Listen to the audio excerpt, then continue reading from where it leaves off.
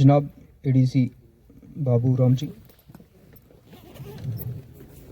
जनाब deputy CEO सरदार JP Singh ji, तहसीलदार Rampal Sharma ji, video Kumar Gokul जी व दिगर मजीज व ख्वातीन, गुड आफ्टरनून।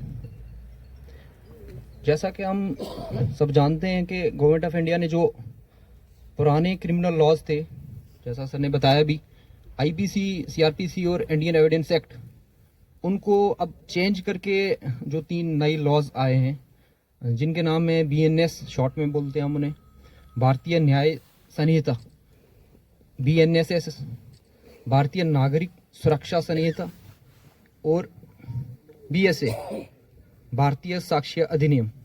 नाम आपने सुने ही होंगे। सबसे पहले तो हम बात करेंगे मतलब क्रिमिनल लॉज ये अलग अलग क्यों, मतलब 3 क्यों, एक ही लॉ क्यों नहीं है। दूसरी बात हम इस पे बात करेंगे कि चेंजेस क्यों लाए गए, क्या मतलब हालात थे जिनकी वजह से इनमें चेंजेस लाई गई हैं, और क्या क्या चेंजेस लाई गई हैं उन पे भी हम बात करेंगे।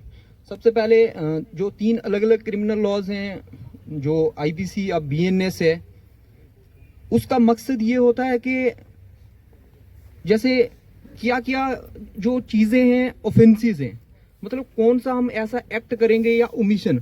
ज़रूरी नहीं है कि क्राइम सिर्फ कोई एक्शन की वजह से हो। कभी हम बॉन्ड होते हैं कोई काम करने के लिए, अगर वो हम काम नहीं करते हैं तो भी वो एक क्राइम है। मैं बीइंग एक पुलिस ऑफिसर, अगर मेरी एक ड्यूटी है, जैसे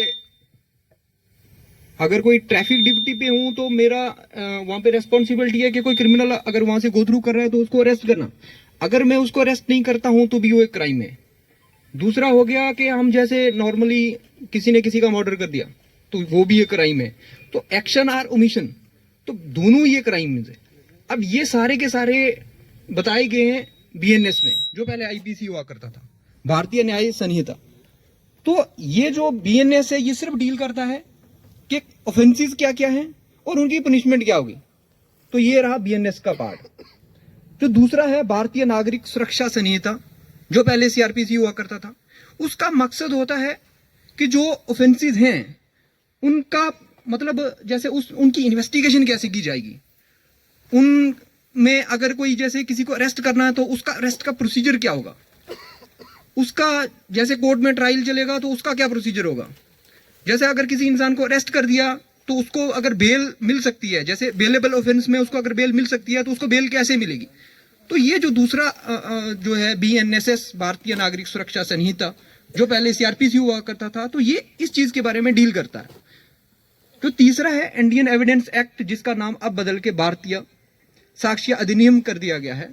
तो इसका जो मकसद होता है वो ये होता है कि कोर्ट में कैसे, मतलब कोर्ट कैसे इन चीजों को डील करता है। जैसे एडमिसिबिलिटी ऑफ एविडेंसेस की हम बात करते हैं, मतलब किसी केस में हमें कोई एविडेंस मिला, वो कोर्ट में एडमिसिबल है या नहीं है, ये बीएसए बताएगा, भारतीय साक्ष्य अधिनियम, जो पहले इंडियन एविडेंस एक्ट हुआ करता था। तो ये हमें बीएसए से पता चलेगा कि कौन सा एविडेंस कोर्ट में एडमिसिबल है।